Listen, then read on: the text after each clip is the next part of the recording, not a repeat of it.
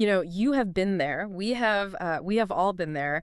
It's late Thursday night. The glow of your desk lamp is just, it's harsh. Oh, I know that harsh glow.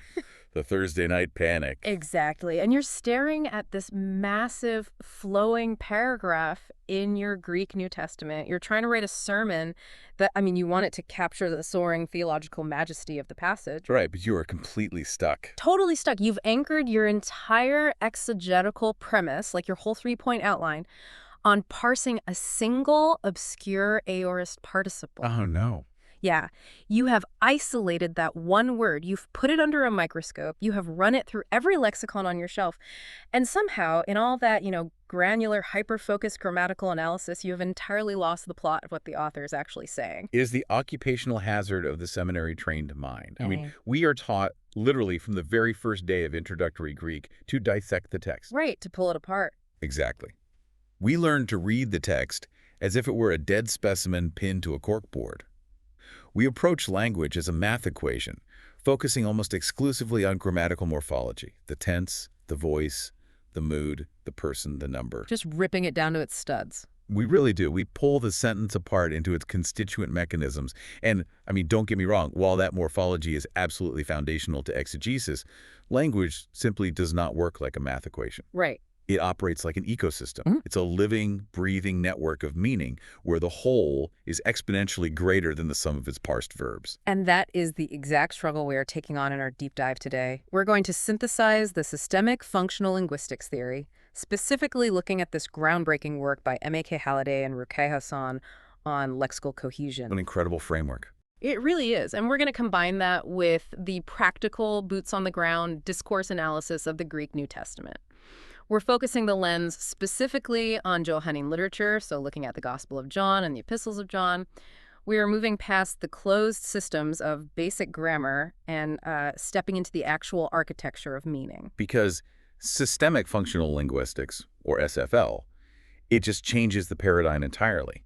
Instead of asking merely what a word means in isolation, SFL demands, we ask what a word is actually doing in its environment. What it's doing, right. Exactly. Lexical cohesion is the concept that vocabulary choices are not just, containers for isolated thoughts. They are the architectural mortar of the text. They are the open-ended choices an author makes that transform a random, chaotic sequence of sentences into a unified, coherent argument. It's what gives it texture. That's the perfect word for it. Texture. Without lexical cohesion, a text has no texture. It literally just falls apart in your hands. Now, just a quick note on the linguistics of our own conversation today for anyone listening. I was talking with a first-year Greek student recently who kept referring to the language of the New Testament as Koine Greek. Oh, wow. Yeah, that happens. Right. I had to gently remind him that, well, in standard academic settings, we use the Erasmian pronunciation. It's Koine Greek. You got to get those phonetics right. You do. And it got me thinking about how we teach this stuff. We hammer the pronunciation, we hammer the noun paradigms, but we rarely teach students how a Koine author actually strings concepts together over the span of a whole chapter. Very true. So let's look at how Halliday and Hasan start their framework, because they begin with something that sounds so elementary, it almost feels, out of place in a high-level linguistics text. The class of general nouns. Yes, the class of general nouns. Words like people, man, creature, thing, idea, place. Right, and it sounds elementary until you look at the mechanics of what those words are actually accomplishing. In the SFL framework, general nouns occupy this really fascinating, highly strategic borderline position. A borderline between what? Well, they sit right on the fence between open set vocabulary, which is the infinite, ever-expanding dictionary of words you can choose from to describe the world, and closed system grammar, like pronouns. Okay, because pronouns are a fixed, limited set of functional tools. Exactly. General nouns look like vocabulary, but they often act like grammar. Let's tease that borderline status out a bit, because if I'm reading a text and I see the word thing, my brain just categorizes it as a regular noun. It's a noun, it takes a verb, it can be the object of a preposition. It feels entirely standard to me. Functionally, though, it is operating totally differently depending on its context. When a general noun is paired with an anaphoric determiner. Meaning a word that points backward in the text, right? Right, like the English word the, or the Greek article. When it pairs with that, it starts behaving almost exactly like an anaphoric pronoun. Yeah. Consider this sequence. I was carrying the heirloom plate. I dropped the thing and it shattered. Ah, I see. Yeah, the phrase the thing is doing the exact same grammatical work as the pronoun it. It is just pointing back to the heirloom plate. But, and this is the defining genius of the general noun, it adds an interpersonal or attitudinal dimension that a sterile pronoun simply cannot carry. Oh, I see exactly where this is going. Because we don't always use neutral general nouns like thing, do we? We use highly charged general nouns. Exactly. Like if I'm talking about someone who cut me off in traffic, I don't just say the person cut me off. I say the wretched fool cut me off. I am using a general noun phrase to point back to the driver, but I'm smuggling an enormous amount of emotional baggage into the sentence. It's the Trojan horse of linguistics. I mean, the source text brings up a brilliant illustration of this from Lewis Carroll's Alice in Wonderland. Oh, right, with the caterpillar. Yeah. Alice has eaten the cake. She's 3 inches tall, and she is having a terrible time interacting with the caterpillar and the other animals. She thinks to herself, I wish the creatures wouldn't be so easily offended. The creatures. Right. Structurally, the creatures is just an anaphoric reference pointing back to the animal she was just talking to. But Alice transcategorizes them. By choosing the general noun creatures, she injects a very specific, exasperated, alienated attitude into the text. Because a simple pronoun like they would have just maintained the narrative thread. Exactly. They is neutral. The creatures establishes her emotional distance. Okay, that makes perfect sense for a novel or, a conversation. But if I am a biblical exegete sitting in my study trying to diagram a dense theological argument, how do I objectively prove that a general noun is acting cohesively? That's the challenge. Right. How do I prove it's acting like a pronoun and not just introducing a brand new concept into the discourse? Yeah. I can't just guess at the author's emotional state. Well, Halliday and Hasan provide a remarkably precise diagnostic tool for this, and it's actually rooted in spoken language. It's called tonic prominence. Tonic prominence, meaning like the primary stress or pitch emphasis in a spoken clause. That is it. Think about the natural rhythm of speech. We put the heavy stress on the new information, right? The vital data we want the listener to grasp. When a general noun is functioning cohesively, when it's acting as an anaphoric marker pointing backward to old information, it inherently lacks primary stress. Because it's old news. Precisely. It is unstressed because the listener already knows what it refers to. Can you give me an audible example of how that diagnostic works, just so we can hear it? Sure, let's use the word idea. If I say to you, Henry actually thinks there is a fortune to be made in artisanal dairy farming. I don't know what gave him that idea. Notice where the stress falls. The tonic prominence lands heavily on the word that.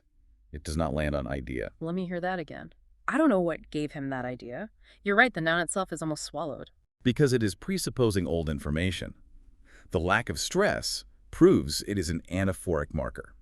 If I stress the noun, I don't know what gave him that idea, it sounds incredibly unnatural, almost robotic. Yeah, it sounds like you're comparing it to a physical object or something. Right, unless I am specifically contrasting it with a fact or a theory, the intonation proves the cohesion. Okay, so let's cross the bridge into the Koine Greek New Testament. We are dealing with an ancient dead language. We don't have audio recordings of the Apostle John speaking, so we obviously can't listen for tonic prominence. How does this very modern, borderline linguistic theory about English intonation map onto a first-century Greek manuscript? It maps with startling clarity when you realize that these ancient letters were designed to be read aloud to congregations. Ah, right. They were auditory events. Exactly. And the SFL framework absolutely blows open the epistles. Let's look at 1 John. Just read through the letter and track how John addresses his audience. He does not rely on standard second-person pronouns.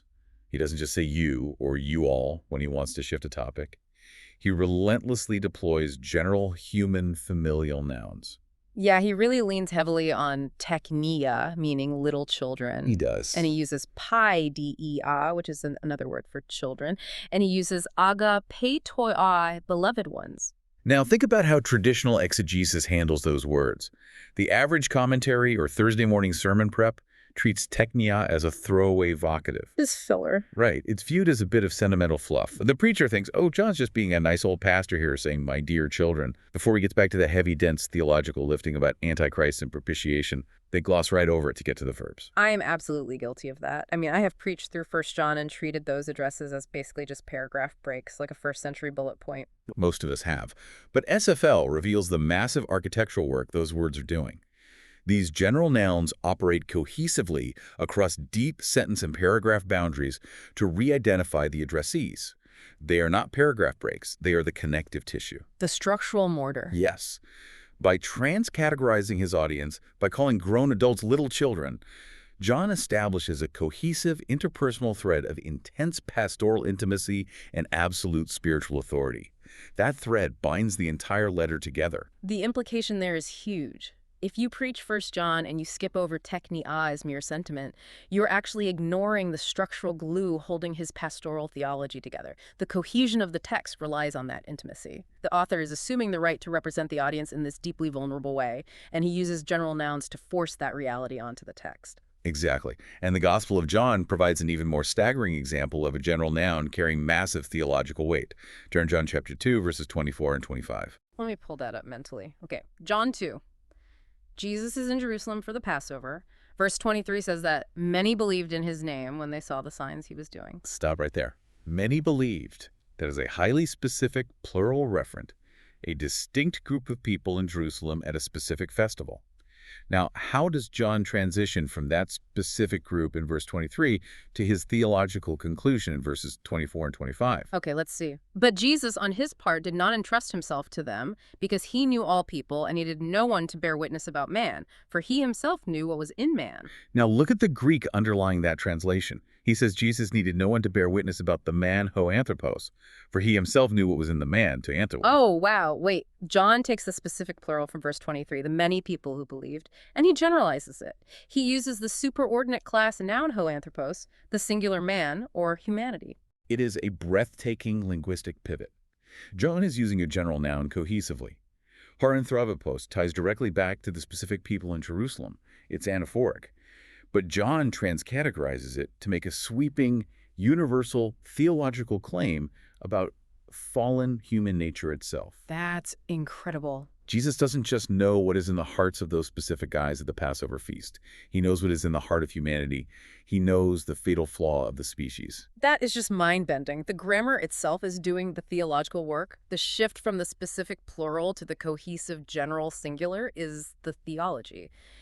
If you just parse the nouns without understanding the SFL cohesion, you completely miss the universal claim John is making. You miss the forest because you are staring at a piece of bark. Man, let's keep pulling this thread. We are moving from general nouns into a broader SFL concept called the taxonomy of reiteration. Halliday and Hasan argue that cohesion isn't just about pointing backward with pronouns, it is about how a text reiterates its core concepts. And they plot this reiteration on a continuum, or a cline. The cohesive cline of reiteration. This is the mechanism by which a text anchors itself to its established subjects while simultaneously moving the argument forward. Right, because you have to keep reminding the reader what you're talking about. Exactly. But you can't just say the exact same word 1,000 times without the text becoming unreadable. So you move along this cline, which goes from high lexical specificity down to pure grammatical reference. Break down the stages of that cline for us. How does it progress? Sure. It starts with the most specific option, repeating the same word. The next step down is using a synonym or a near synonym. The third step is a superordinate, which is a broader encompassing class category. The fourth step is a general word, which we just discussed. And the final least specific step is a personal pronoun. I have always conceptualized this cline like a cinematic camera lens during a movie. Oh, I like that. Yeah. You start a scene zoomed in incredibly tight on a highly specific detail, say, a gold pocket watch. That's the same word. As the scene progresses, the director slowly pulls the camera back. The focus widens to a more general classification, maybe showing the whole suit of the man holding the watch. That is the superordinate. Right. Then you pull the camera back even further until you are just looking at a blurry, indistinct shape of a person in a crowd. That is the general word. And finally, you are just gesturing vaguely in the direction of the crowd. That's the pronoun. That is a phenomenal way to visualize it. Yeah. As you pull that camera back, the burden of interpretation shifts. When you are zoomed in on the same word, the vocabulary itself carries the meaning. When you are zoomed all the way out to a pronoun, the grammar carries the burden. The reader has to work harder. Exactly. The reader has to do the mental work of tracing that pronoun back to the original subject. The source material uses a brilliant, simple text about a boy climbing a tree to demonstrate how radical these referential relationships can be. I want to spend some real time on this boy climbing a tree example because it fundamentally disrupted how I thought about textual reference. Walk us through the 4 variations Halliday and Hasan provide. Okay, so the foundational sentence is, there's a boy climbing that tree. Now, we need a second sentence. We need to create cohesion. Look at how the subsequent sentences can relate back to that first occurrence of the word boy. Oh, okay. Variation 1 is an identical relation. The boy's going to fall if he doesn't take care. In this case, the boy in sentence 2 presupposes the exact identical boy from sentence 1. The reference is one-to-one. Makes total sense. Variation 2 is an inclusive relation. Those boys are always getting into mischief. Now we have shifted to a plural.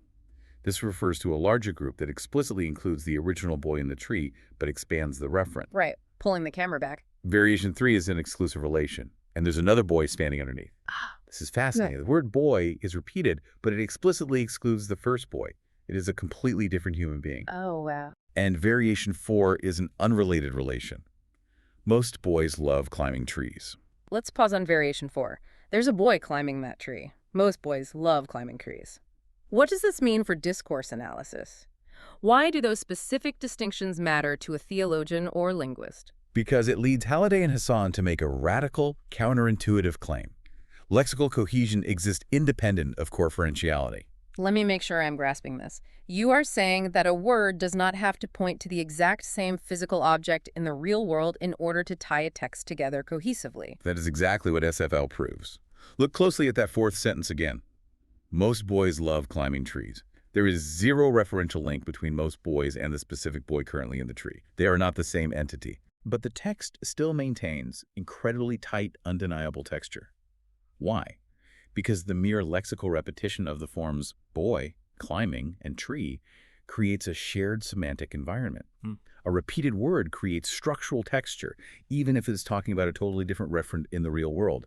The cohesion is in the vocabulary, not just the physical reality being described. Man, let's drag this theory back across the bridge to the Greek New Testament, because anyone who has spent time in Johannine discourse knows that it is notoriously, relentlessly, sometimes maddeningly repetitive. Oh, absolutely. Any MDiv student who has had to translate the Gospel of John, and especially 1 John, knows this exact feeling of fatigue. You get bored. You feel like the Apostle John only has a working vocabulary of about 12 Greek words, and he just circles them infinitely. Life, light, love, know, truth, abide. Over and over. How does this SFL framework reframe that feeling of boring repetition? SFL forces us to realize that John's repetition is a highly engineered feature, not a bug. In Johannine Greek, repetition is the primary architectural support structure. Because his theology is so lofty and abstract, he needs unbreakable linguistic chains to hold the reader down. Take 1 John 4.7 to 12 as a prime example. John uses the root agap, the root for love, with a density that is almost shocking. I can literally hear it in my head. Agapemen alas hoti hai agapi ektu diastin. Beloved, let us love one another, for love is from God. He is just hammering the text with it. Agape men agape agapun agape. We love, loving loves. He who does not love does not know God, for God is love. Otheos agape essentin. The sheer density of exact lexical repetition provides ironclad textual cohesion across those verse boundaries. It grounds the text. Yes. It is what allows John to build such complex, spiraling, almost mystical arguments. He anchors your brain so firmly with lexical repetition that he can introduce radical new theological concepts, like the invisible God manifesting through communal love, without the text fracturing into a million pieces. Okay, I have to push back here, or at least play the role of the defensive pastor whose favorite sermon series is suddenly under threat. Uh-oh. Bring it on. What about when John doesn't use the exact same word? What about the second step on the cline in your synonyms? I have a feeling I know exactly what passage you were going to bring up. You definitely know where I'm going. John 21. The restoration of Peter by the Sea of Galilee. It is one of the most famous pastoral passages in the entire New Testament. Jesus asks Peter, Simon, son of John, do you love me? Using the verb agapash. And Peter, in his response, says, yes, Lord, you know that I love you, but Peter uses a different verb, phileo. The classic switch. Right. Jesus asks agapao again. Peter replies phileo. Then the third time, Jesus switches and asks using phileo, and Peter is grieved. Now, for generations, pastors have preached their hearts out on this. They claim that Jesus is making a massive cosmic theological distinction between divine, unconditional, self-sacrificing love agapar and mere brotherly, affectionate, limited human love phileo. The sermon basically writes itself. It really does. Jesus demands divine love. Peter can only offer human love. So Jesus graciously lowers his standard to meet Peter where he is. It is beautiful. Does systemic functional linguistics burst that pastoral bubble? It is a beautiful pastoral thought, I'll give you that.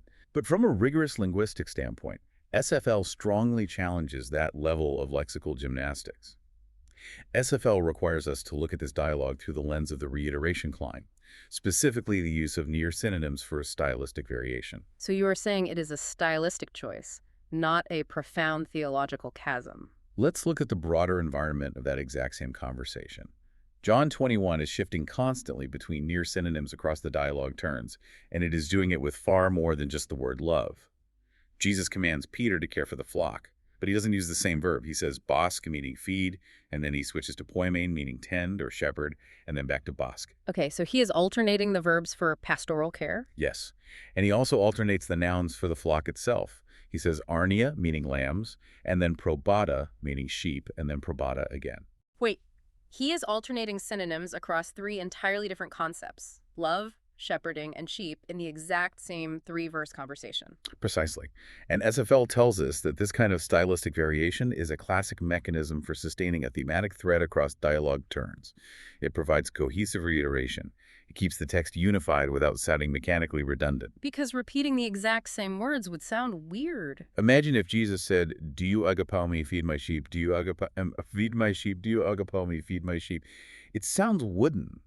By varying agapao filio, boskapoimen, and arnia probata, John maintains the semantic environment of love and pastoral commission while providing narrative texture. I am wrestling with this because that distinction between agapao and filio is preached so often it feels like, I don't know, canon law. I'm not saying there's zero theological nuance between the terms in the broader Greek language, but structurally, within the specific architecture of John 21, their primary function in the discourse is cohesive variation.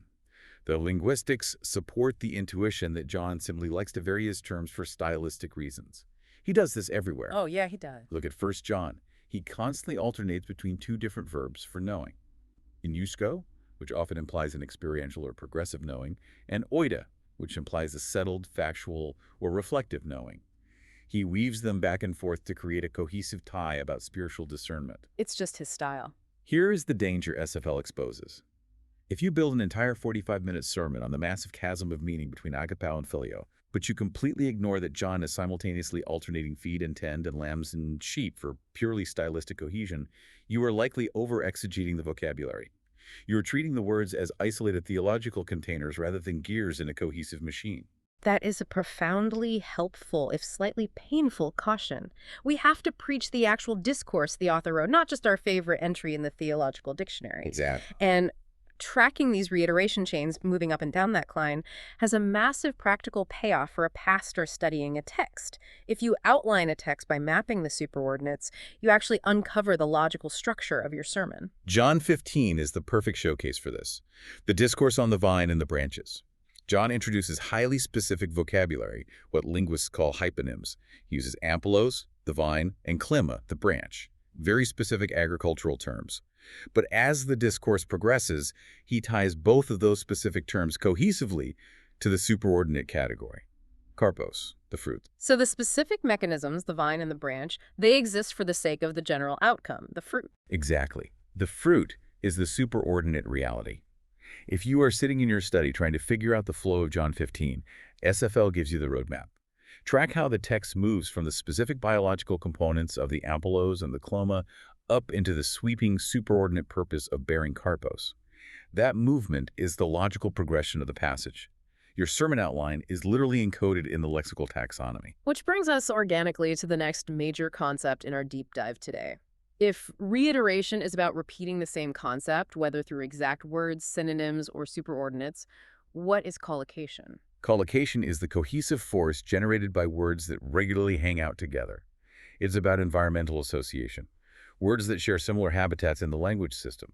This includes complementaries and opposites like boy and girl or light and dark. It includes antonyms like love and hate. Right. It includes part-to-whole relationships like engine and car. And it includes ordered series like Tuesday and Thursday or January and February. When one appears, the other is expected. I always explain collocation to my students using a sensory analogy. It's like walking into the lobby of a building and instantly smelling freshly popped popcorn. Oh, I love that. Right. The split second you smell popcorn, your brain immediately starts scanning the environment for a movie screen or a ticket booth. You don't even have to consciously think about it. The sensory input of popcorn creates an environment that demands the presence of a movie theater.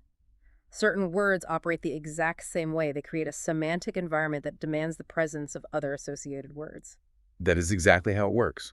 And the source document we are analyzing uses a fantastic extended example of this from outside the biblical text to prove the mechanics. It analyzes an excerpt from the great naturalist John Muir from an essay called A Ride on an Avalanche. I love this example because it isolates the linguistics from our, theological biases. Yeah. Walk us through how Muir uses collocation. The analysis points out that the title itself, A Ride on an Avalanche, functions as the initial collocational trigger. The moment Muir gives you that title, you smell the popcorn. You are primed for a specific environment. And then, throughout the paragraph, he unleashes chains of associated words. What kind of chains? Well, you get a mountaineering chain, Yeah. summit, peaks, climb, ridge, canyon. You get a time chain, sundown, sunset, hours, minute. You get a movement chain, flight, motion, travel, ride. The fascinating thing here is that none of those words mean the same thing. Summit and canyon are geographic opposites. Flight and minute refer to completely different categories of reality. Exactly. There is no referential identity. But their regular co-occurrence in the English language regarding wilderness exploration creates a dense, thick linguistic texture. The words expect each other. If Muir had suddenly inserted the words skyscraper, subway, and barista into that paragraph, the cognitive dissonance would be massive. The collocation chain would shatter. The paragraph holds together because the vocabulary shares an experiential domain. So apply this popcorn theory, this collocation theory, to John's gospel. Because when you talk about words that expect each other, words that exist in tension and opposition, you are fundamentally talking about the secret engine behind Johannine dualism. You are. Johannine theology is structured almost entirely by binary collocational oppositions. This isn't just a theological quirk, it is a linguistic architecture. When John drops the word FOS light, it immediately creates a structural, almost gravitational expectation for the words SCO-TI, darkness. You smell the popcorn, you look for the screen. You see the light. You wait for the darkness. Wait, let me stop you right there. Does this mean John's gospel feels so incredibly black and white compared to, say, the nuanced parables in Luke or the historical narrative in Matthew, precisely because of this linguistic mechanism? Is SFL the underlying mechanism for why we call it Johannine dualism? Absolutely. The cohesion organizes the discourse around these dualistic boundaries. It is everywhere in his writings. You have Zou, which is life, existing in permanent collocational tension with Thanatos, death. You have Aletheia, truth, warring against Cetos, lie. You have Ansan, from above, contrasted with Katu, from below. The theology is built on the friction between these collocational pairs. But John doesn't just deal in opposites, does he? He also sustains texture through broader networks, just like John Muir's avalanche chains. Yes, what Halliday and Hasan call experiential domain chains. John builds entire ecosystems of vocabulary. Take the pastoral chain in John chapter 10. He wants to talk about spiritual protection and leadership. So he uses a network of associated vocabulary to construct a metaphorical landscape. He starts with Poimen, the shepherd. Now, in a first-century agrarian society, Poimen naturally collocates with Oli, the sheepfold. Which instantly brings in probaton, the sheep. Exactly. A sheepfold requires a thyra, a door. And that entire peaceful environment is violently threatened by an alatrios, a stranger, and a lycos, a wolf, whose defining action is to harpazus, meaning to snatch or scatter. It is a complete self-contained semantic universe. Or think about the judicial chain in John 5, which he also uses heavily in 1 Gets 5. You get martyria, testimony, martyrs, witness, martyrage, to testify, aletheia, truth, and crisis, judgment. They all hang out together in the same first-century courtroom environment. It's beautiful architecture. So what is the pulpit payoff here? If I'm a pastor, how does mapping these collocational chains actually change my sermon preparation? The payoff is that it cures what we might call exegetical myopia, the tendency to zoom in so close you lose the context. Let's say you are preaching John 10 and you decide you want to do a deep word study on the door thyra. Jesus says, I am the door. The myopic approach is to open up your lexicon, look up door, and then preach a 40-minute sermon on how doors open to let good things in and close to keep bad things out. And maybe you talk about the hinges in the doorknob. I am laughing, but I have heard that exact sermon. I might have preached that sermon. We all have. But systemic functional linguistics proves that the meaning of thyra in John 10 cannot be interpreted in isolation. Its meaning is entirely bound up in its collocational relationship to the shepherd, the wolf, and the fold. It doesn't mean a wooden barrier on hinges. In this specific experiential domain, the door represents the singular point of mediated access for the sheep to find pasture and the absolute barrier against the illegitimate stranger. Its meaning is derived from its network. You have to preach the chain, not just the isolated link. Preach the chain, not the link. That alone is worth the price of admission to this deep dive. You are mapping the author's mind, tracing his associations, not just reading a dictionary definition. Which leads us to the final, and frankly, my absolute favorite concept from the entire SFL framework, the concept of instantial meaning. To understand this, we have to talk about text history. What in the world is a text history? This is where Halliday and Hasan really flex their linguistic muscles and change how we understand reading. They argue that every single occurrence of a word carries its own textual history. As you read a document from word 1 to word 1000, the text is slowly building its own unique semantic environment. And that specific local environment determines the word's instantial meaning. Instantial meaning. Meaning for this specific instance, the meaning created in the moment by the text itself. Exactly. Is a text-specific meaning, which might differ significantly from the generic dictionary meaning. The source text points out that the cohesive force between words, how strongly they bind together to create this instantial meaning, depends on three variables. Okay, what are they? First, systemic proximity, how closely related the words are in the broad general dictionary of the language. Sunset and sundown have massive systemic proximity. Second, textual proximity, how close they actually appear to each other on the physical page. And third, overall frequency in the language. That frequency piece is fascinating and initially a bit counterintuitive.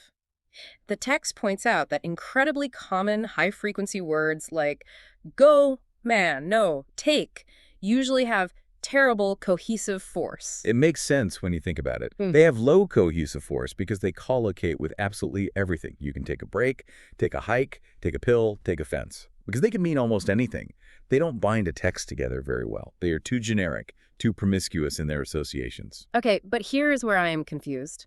If high-frequency words are so weak at holding a text together, how do biblical authors who are writing to common people using common vocabulary use common words powerfully?